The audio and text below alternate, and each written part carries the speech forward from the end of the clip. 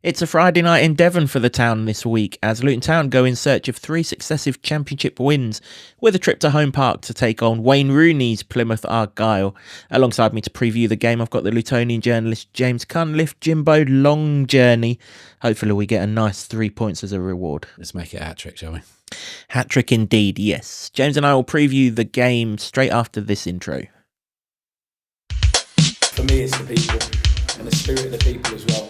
I love this town. I love this town. I love this town. You know what I love about this town is actually you. Everyone in it has got this massive soul.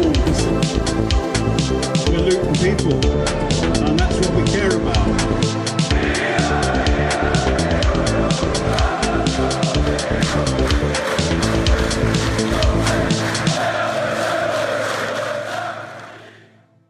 Hello everyone, welcome along to another episode of the Luton Town Supporters Trust podcast, the longest running Luton Town podcast, which is shortlisted for the Best Football League podcast in this year's Football Content Awards. And this season is sponsored by Solid, providing opportunities, provisions and assistance so our academy can fulfil their potential. Don't forget to vote for us, by the way. All the details are in the show notes and we really appreciate all of your support. Fellow award nominee Jimbo, it's an exciting time, not just for the football club, but this podcast as well. But we're going to concentrate purely on the football for this. And my God, what a journey. Friday night, nightmare journey. Please, Town, make it worth 3 points. What are they thinking, these football schedulers? I mean, it's just ridiculous, isn't it? It's the longest one. You stick it on a Friday night. I mean, who's that benefiting? That being said, we're on the back of two wins and a bounce for the first time since December, and this is a massive chance to make it free. It really is, yep. Plymouth Argyle, one of the favourites to be relegated before a ball was kicked this season. I suspect a lot of that was because of the negativity around their manager, Wayne Rooney. We've come up against him in the past. You would have to say he hasn't necessarily shone in his management positions in this country. He wasn't fantastic at DC United. Although you've got to say, at Derby County, given the restraints he was working under, that wasn't necessarily the worst job in the world. He did keep them up at one time.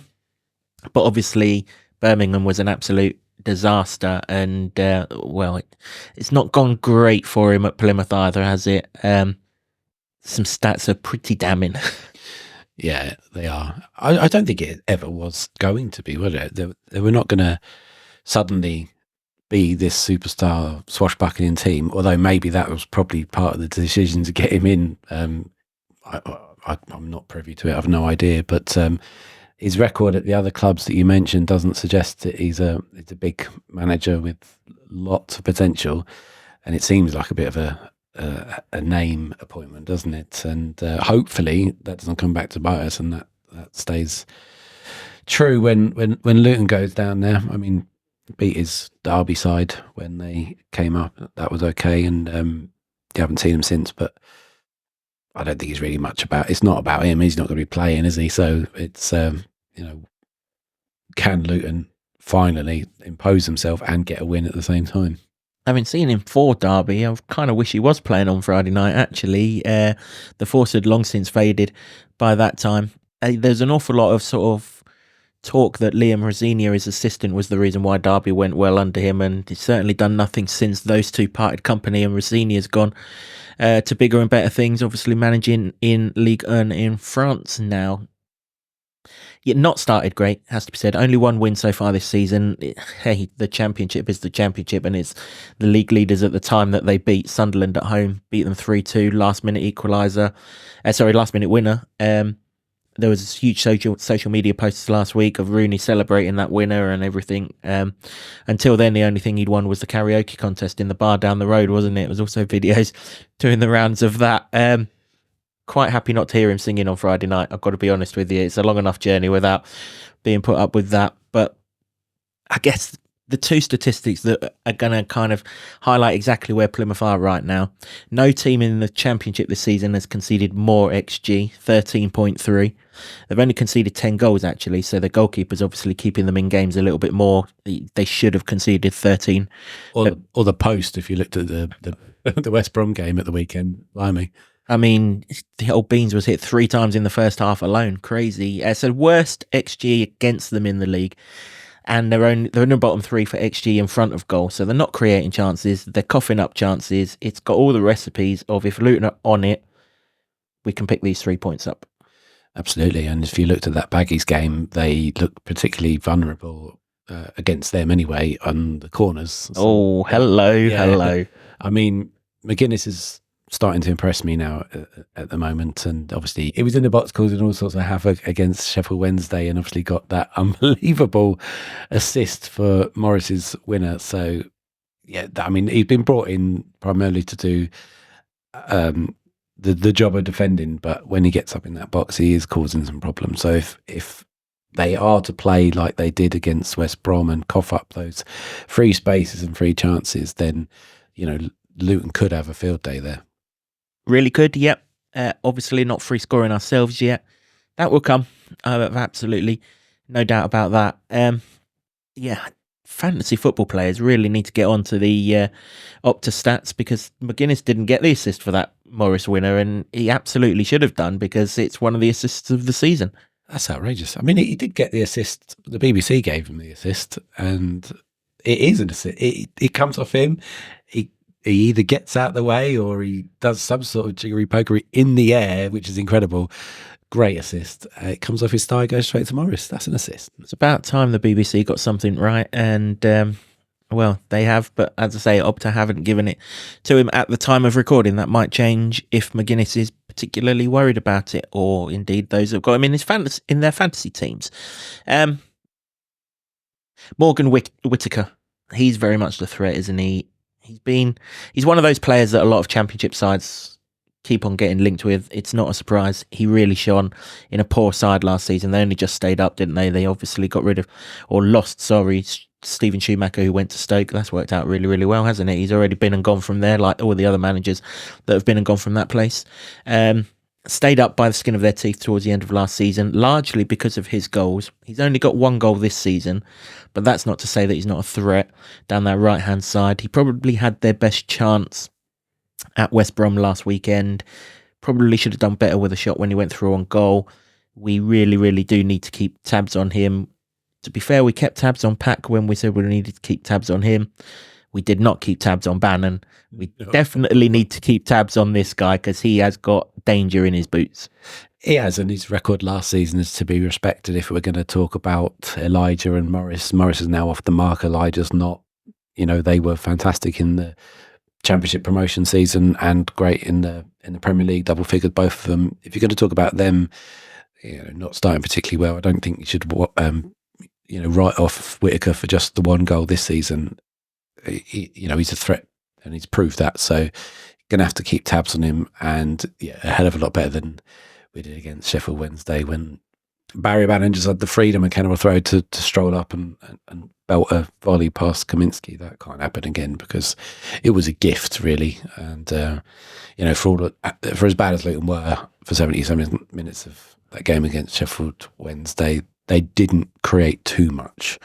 They did have a great chance in the first half, but we've got to, if you can restrict them, and at the minute, the chances had been coming, not so many against Sheffield Wednesday. If we can get to the sort of 2 or 3 chances a game and be clinical, I'd be happy with a small margin win going down there. It's going to be difficult. I was more than happy when Barry Bannon strolled off on Saturday against Sheffield Wednesday. I'll be very happy if Morgan Whittaker strolls off in this game as well, because really and truly, you look around it, there isn't a great deal of other threats, or at least natural threats. So many of his goals last season, as I say, huge percentage came through him. Ryan Hardy seems to be the strike partner, the central figure of the attack. Not really known for his sort of being proficient in front of goal. So you'd like to think if we can keep Whittaker quiet, this game will be all about us.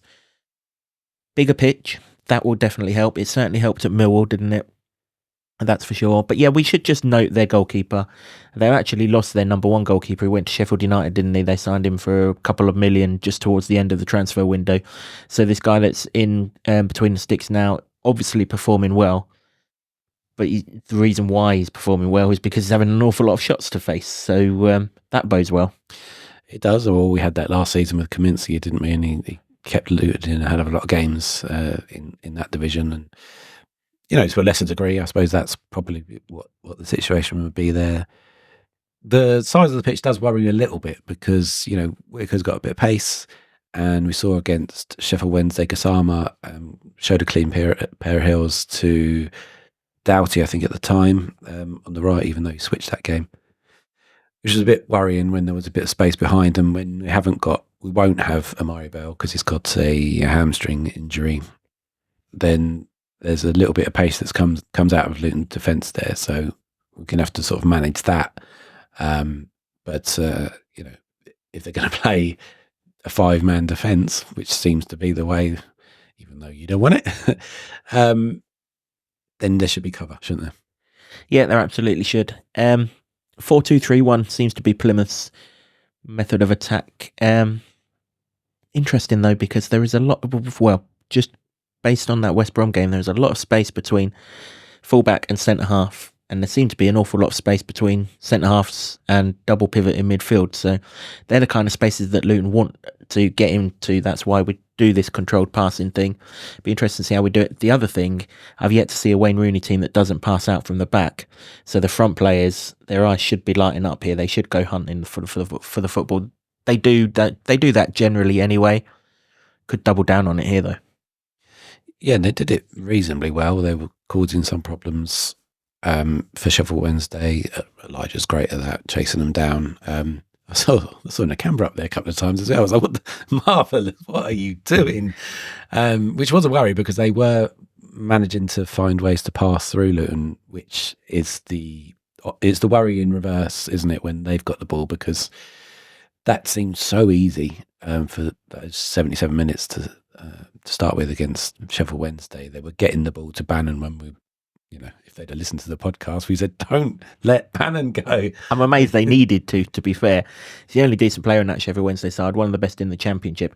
If they need us to tell them that Morgan Whittaker's the danger in this game, lads, come on. I know we were in the Premier League last season, but wakey. Yeah, that's the thing. But they've got to learn. We've got those 2 wins by not playing very well at all. That's the sign, they should say, of a good team. Hopefully that continues, but they've got to learn. And it depends, I guess, on the personnel. We'll get to that, who they've got in. There were some very, very good shouts, very strong shouts. What the people want to know is how many are going to be in the team here. We'll come on to it in a moment. That's what the people want to know. Exactly. And, that is a great position to be in. It's a headache, but I do think that Edwards is still trying to work out that. I'm not sure he knows what his best 11 is, and that's not a criticism because players coming back, some players been newly signed, injuries that are clearing up, apart from a Byron Bell, which is really unfortunate. He's going to have this from maybe a month or so until he figures out what is going to be his best team. And I think the formation, unfortunately, Kev, seems like it's going to stay as is at the moment. At the moment, yeah. The going thing these days is a box in midfield, isn't it? And, we have the 2 deeper and the 2 in behind. Well, I was going to say Elijah. We'll come on to whether it will be Elijah or whether it will be Carlton shortly. But yeah, let's flip the focus onto Luton. That's just largely what we're here for, after all. Our away form not been that bad, really. We would have beaten Portsmouth. No one's going to tell me otherwise if Kaminsky hadn't had his moment of madness.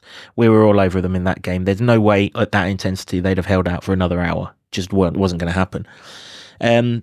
Preston, lost the game. Disappointing. Wasn't the worst performance in the world. Tempo wasn't great.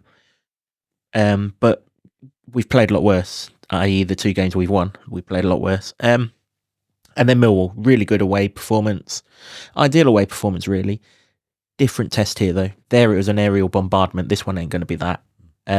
This one's going to be a footballing game, which should really suit us. We've got the players in there to play a footballing game. We've not really come up against a footballing team yet, though. They've all been kind of physical, long ball, get it up there, which is good for McGuinness and Mengi and all of that, but probably not so good for your Clarks, your Chongs, your Elijahs of this world who are relying on their feet to do the talking rather than their physicality. Yeah, I mean, out of the players you mentioned there, I think Clark has struggled a bit in the last couple of games. He's just not had the space to operate, and he didn't against Sheffield Wednesday, whereas you look back to maybe the Pompey game and they were trying to play a bit more football. He had a lot of space, a lot of influence, and that's not been the case here. So hopefully that opens up a bit more for Jordan Clark. But I think the key word that you said there, which has to improve, is tempo. If they play like they did against Sheffield Wednesday and it's slower punch, you can still play it around at the back, but have purpose and tempo. There was just no one to play it to once you got past the first midfield player, if you like. There was nothing happening. So that closing that gap and getting that space is going to be really important. And, you know, if they want to be a footballing side and play that way, then I think that might benefit Clark. And he needs it, because nothing was coming off for him against Sheffield Wednesday apart from when he had that shot, which eventually, after a ricochet and an amazing assist from McGuinness, led to the winner. Take note, Opta. Yeah, you're bang on with Clark at Portsmouth. Absolutely right. Should have had 2 assists on the day, and we only played for half an hour in the game. Should be a lot of space, judging by that West Brom effort of the weekend. The spaces where Clark occupies have tended to be the spaces where West Brom were getting their joy from. There's going to be runners in this team as well, isn't there? Whoever lines up for it. So we were asked after the last preview podcast if, rather than just give a vague description of the team, if we can run through how we think the team will line up. We're not going to change formation. Me personally, I would have a back 4, but we'll go with what Rob will go with, because we know he'll go with 5 at the back. Kaminsky will be in goal. We can put our house on Kaminsky being in goal. So the back 5 last Saturday was Doughty, Mengi, McGuinness, Burke and Rue Walters. Do you see anything changing there? I guess the only one would be whether Moses comes in for Rue Walters from the start. I would be inclined to say no at the minute, because he's still very new to the team. As fantastic as Victor Moses was when he came on, and I want to see that all the time, I get the sense that he trusts Walters, and he obviously came back in for this game. Obviously, Bell was not available, so there was that issue. But otherwise, we'd have played 12, as we all know. Yeah, yeah. He's not going to let me forget that one. Bloody hell, yeah. I can't count. That's what call back to the last episode. But yeah, no, I think that Victor Moses will be, for a little period, an impact player. What a bloody impact he made. That's a really good bonus. If a team is tiring or you need something, him to come on and be as relentlessly direct as he was against Sheffield Wednesday, it's going to be hard. It's hard to cope with. It was hard to cope with for them, and I thought they, by and large, defended really well for, the first 3 quarters of the match. But if he had space, he was going for that. And even if he didn't have space, he had confidence in himself to beat the player, which he mainly did. That's going to be a really, really good weapon. But I think they'll keep it in reserve for him. I think my favourite part of Moses on Saturday was when he had the 2 people in front of him and he ran at them and then just laid the ball through to Krauß in oceans of space. So many people would have just tried to beat the both of them. But he's not interested in that for the team, and that was good. So now we come on to the 2 double pivots, they're called, aren't they?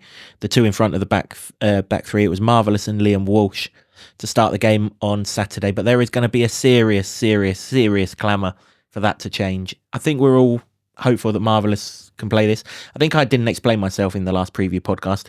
It's not that Marvellous can't play 2 games in succession, it's whether they'd want him to play 2 games in succession. Obviously they did, because he did play 2 games in succession after so long out. So if he's got another 6 days, we're pretty happy. Whether he plays the Oxford game, we'll have to wait and see. But we're pretty happy that Marvellous will play. It's who plays alongside him. As I said, there is going to be a clamour for it to be Krauß. Do you see it being Krauß from the start? I'm leading the charge for the clamour. He was so good and so effective. And I know this really doesn't have any bearing on, and it shouldn't have, but the way he spoke afterwards, when I spoke to him afterwards, was a very intelligent person, and the way he played showed me he's a very intelligent player.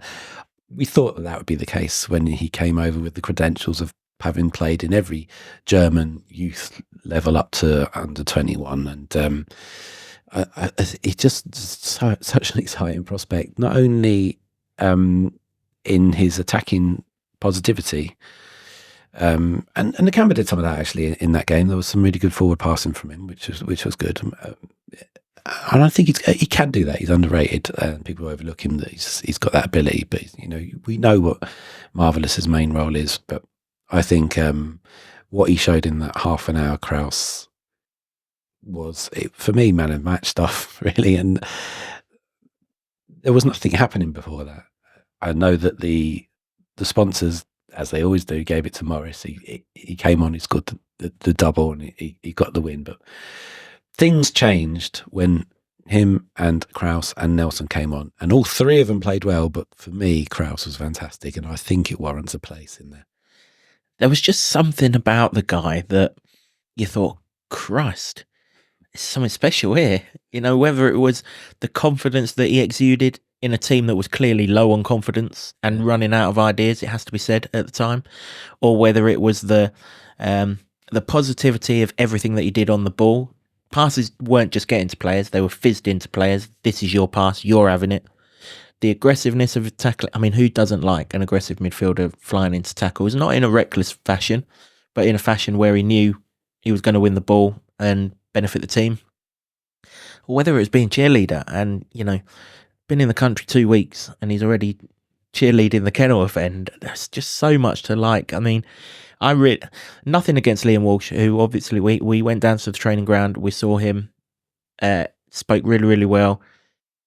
It's nothing against him. It's just this guy, he feels special.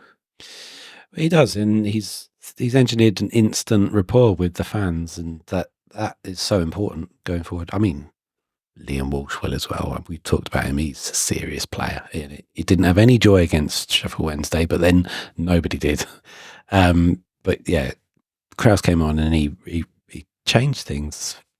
Some of it was simple, some of it was motivational, but it was a sort of an understanding of the game to extract something more than was happening, squeeze something out that I thought was gone. There's nothing gonna come, nothing fruitful was going to come out of that. But he helped manage it, and it's going to be a brave decision to leave him out. All this from a young kid, really, barely 22, 23. It's like unbelievable, that 30-minute cameo. And yeah, we want to see longer. And if it is, then so you've got him in. I have, yeah. I think that sometimes a performance like that really warrants it. Victor Moses came on later. His impact was equally as good for a short period, but and he's not had a pre-season. He's new to the club, newer than Krauß, even though Krauß has only been training for 2 weeks, just a bit more than 2 weeks. But if he's done that and he's come in from a foreign country, claims to not know the language very well, but he does. He can speak English very well. He's in a hotel on his own. He said his girlfriend's not over yet. She's going to come over. He's playing like that when everything's not really that settled off the pitch. That is one hell of a debut. Yeah, when Rob said he was chomping at the bit in his pre-match press conference for Sheffield Wednesday, he certainly wasn't lying, was he? Because the geezer ran on the pitch at a rate of knots, and everything he did was that. So yeah, we've got Nakamba and Krauß in the centre of the park. So now we've got two behind one up front. Also on that point as well, Liam Walsh has a massive injury problem last season. So in the same way you've got to sort of manage Nakamba, there's a case to say you should manage Walsh as well. So I would go for that in that. That's another reason. Yep, fair enough. So two behind one up front. On Saturday, of course, it was Chong and Clark. Do you see Chong and Clark going again? I do, because he seems that he's got a lot of trust in Jordan Clark. And if you look at the Pompey game, you can see why. He just was absolutely starved of anything, any space against Sheffield Wednesday. His passes weren't that great either. But, he started the game as captain. It shows how highly rated he is as one of the senior players in the team, so I would imagine he plays. For me, Chong really hasn't hit the heights of what we expect of him, but there's been flashes of it, and he's somebody that I think starts as well. Yeah, should be motivated against a Manchester United hero, having come from Man United's youth team, probably whilst Rooney was still there, actually. It was that long ago that he come through there, wasn't it? So yeah, unchanged there. Chung and Clark is the big decision. Well, is it a big decision? It's probably not now, is it? Morris has made the decision for him, I suspect. I think it still is a big decision because... It's a big decision either way, isn't it? Yes. We're either dropping Elijah because he hasn't scored recently, but the rest of his play is really good, right? You look at all of the attacking stats in the league individually, he's right up there. The only thing he's lacking is the goal. The shots on target, he's right up there. Shots, he's right up there. Pressing stats, he's right up there. But ultimately, ball and net need to meet, and Morris has just done that twice. Okay, penalty and not a tap in because he had an awful lot of work to do to bring it down. But here it is. Does Rob leave someone out of the team that's just scored twice in a team that's not really free scoring at the minute? Fair enough, if everyone else was scoring, you could probably get away with it. Or do we give Elijah another go because his numbers are suggesting that the luck will turn at some point, and we know when it does, one goal brings an avalanche of them? It does. Maybe it's the opposition as well. We've spoke about already that they probably might like to play the ball around the back, and in terms of a press, that's Elijah's game, and he'll do that all day long. So on that front, maybe he comes in. Do you know what? I think that he'll stick. I do. That's nothing about Carlton whatsoever. You score some goals and you deserve to come in. But he's trusted Elijah in that role. And yeah, he's not scored yet. But he's had the chances, not against Sheffield Wednesday. There were no chances whatsoever, but he's had them. And to an extent, the monkey's off the back of Carl Morris now. He's got his double. He's up and running. Now it needs to happen for Elijah, and I think if you look at you mentioned the XG conceded pretty high for Plymouth. If he's going to get a goal against anyone, Plymouth are one of the three sides in the league currently on the stats that you would hope that happens against. So got a sneaky feeling that he'll stick on it. Yeah, Elijah would love to be on the end of that ball across that Madger scored from for West Brom on Saturday, wouldn't he? Right in front of goal, can't miss, won't miss. So just the one change for our team then. This is obviously being recorded before Rob's pre-match press conference. We want to get this out to you. Games on Friday night, press conference on Thursday. So if there's any injuries that have happened that we're unaware of, it's not gospel. It's basically what I'm saying. But one change for us, that's Krauß for Walsh. No slight on Walsh at all. So team would be Kaminsky, going left to right, Doughty, Mengi, McGuinness, Burke, Walters, Nakamba, Krauß, Chong, Clark, and Adebayo. We're going to stick with Elijah. That's the interesting one. It would be interesting. How do we hurt this team? Set pieces. You mentioned it earlier in the podcast. Kyle Bartley could have had an absolute hatful of goals on Saturday. Tall player. I'm looking at Mark McGuinness here and I'm thinking, aye.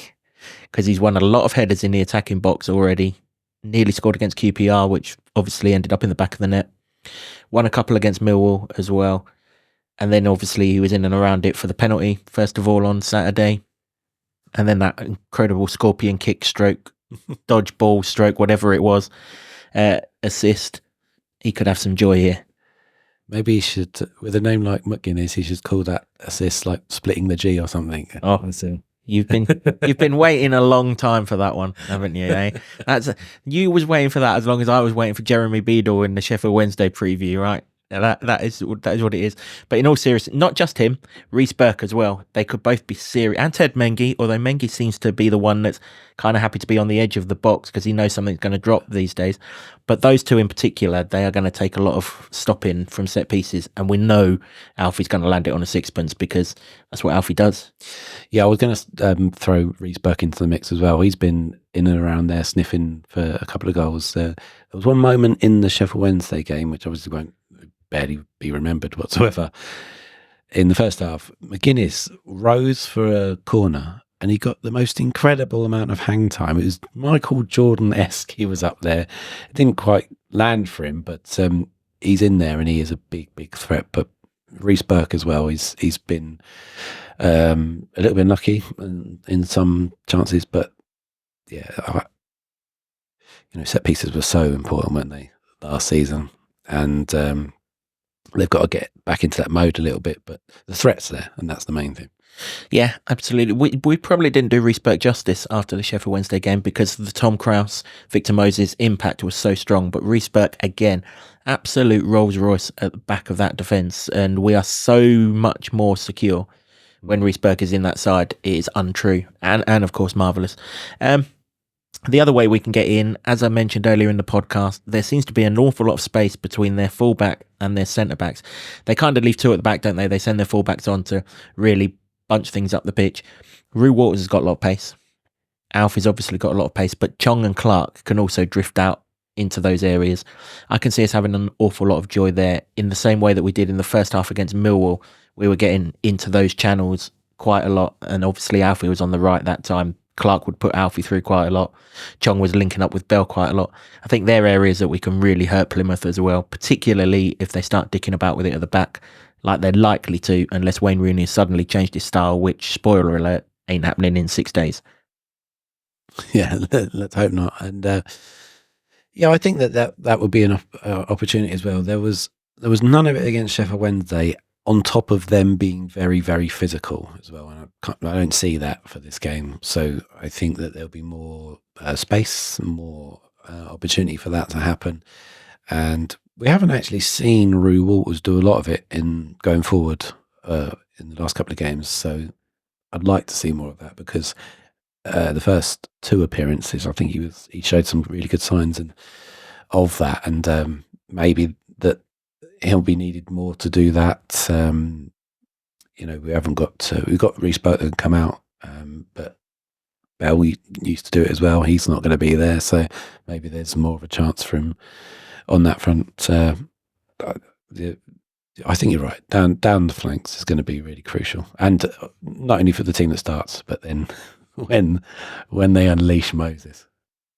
Yeah, and Nelson, who also had an impact from wide. He was really good, actually. I mean, he sort of gets overlooked because of Well, he got overlooked because he was Victor Moses when he came on, first and foremost. I know, but yeah, the Tanner announcer got that wrong and didn't correct it for about 20 minutes. But because he was in that triple sub, and Morris got the winner, winning 2 goals, and Krauß was unbelievable. Zach Nelson was fantastic in sort of just keeping the ball and turning, recycling possession and keeping it going in that final 15 minutes when it was relentless. Very good. He is very good. I wouldn't be surprised if he works his way into our starting 11 by the end of the season. He is a serious prospect. If England under 20 have noticed, but then Rob's right, and you can understand why he's been kept in and around it, because often players of his age and inexperience are out on loan to League One and League Two clubs by now, but they've kept him for a reason. Well, he said after the Wednesday game that you have to now start thinking of Nelson not as a young player, but as a first teamer. And I think that's right.